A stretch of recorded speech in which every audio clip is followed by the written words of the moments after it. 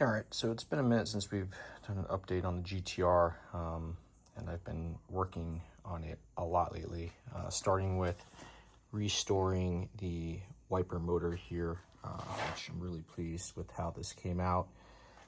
So the cover itself was powder coated with all the other stuff I'd powder coated for the car. That's the Illusion Violet. And then I've got the nice hardware from Dress Up Bolts and Z-Spec. One of the things that I did is I even changed the hardware here where it mounts the cover. I did have to file a little spot away of the anodized washer, but that worked out well.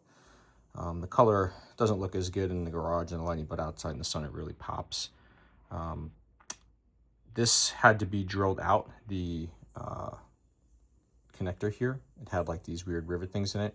And then what I did was, as you can kind of see, I used some small M3 nuts. I drilled out the connector a little bit and kind of like press fitted those in there. Because you kind of have to have the screws in first. Because there's a wheel thing inside here that I guess like for the intermittent or however it works. I'm not really sure, to be honest with you. So that was a little bit of a task, but it worked out good. I used a bunch of various stuff to paint it. So I started with some self-etching primer, the primer sealer, so that the paint wouldn't attack the primer and you get that wrinkling effect that sometimes happens. So the top cover was painted with the trim black, and then the aluminum body, this paint was the first time I've used this stuff. It came out really, really nice, and that is this stuff. This aluminum blast by Seymour, and this laid down really nicely. Super soaked about that. That came out great. So the wiper motor now is all cleaned up, restored, and ready to go back into the car. And then I could also put the lease spec catch can back in.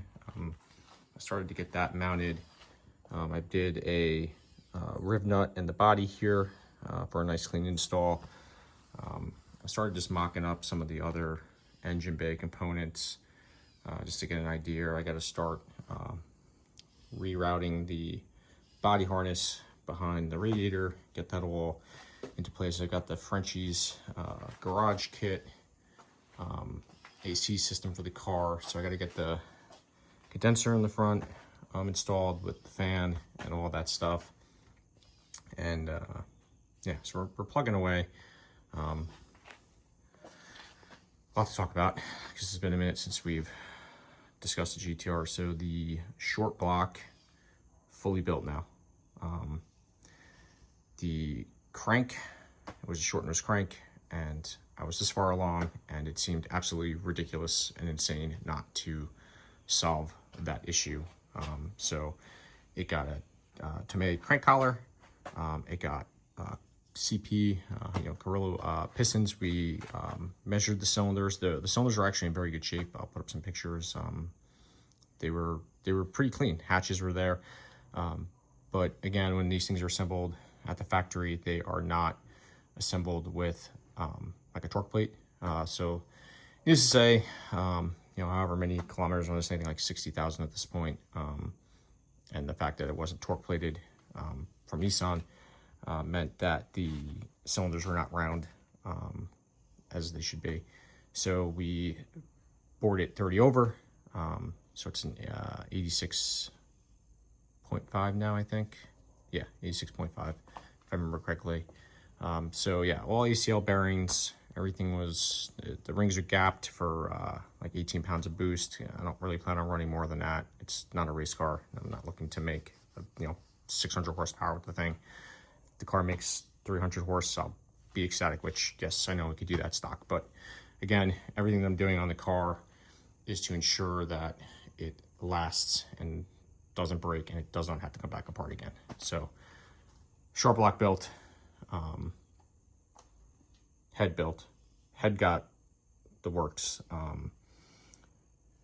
Both surfaces, the block deck and the head, got decked, needed minimal cleaning up. Everything was actually like really good shape. Again, lower cams, always a good thing. One thing that we did discover with the head was, while it was being worked on, was that the guides did have micro fractures in them. So it got all new guides, got a 3-angle valve job. The valves were all in good shape, so that was all good. We did a Tomei cam stud kit, and then we did Tomei Japan cams and type A matching valve springs to go with those, just because, you know, you had 30-plus-year-old valve springs in the car, and that's not good. You get valve float and damage your valve train. So the head got fully done. I got adjustable cam gears for it, all that good stuff. Head's a real nice piece now, so that should be pretty good. I haven't started assembling any of this yet because I decided to solve another problem with these cars, which is, we all know they have oiling issues. So the pan got sent to Stu, to Lease Spec, and he's doing the sump modification. And then once that comes back, I can finally start putting the engine back together.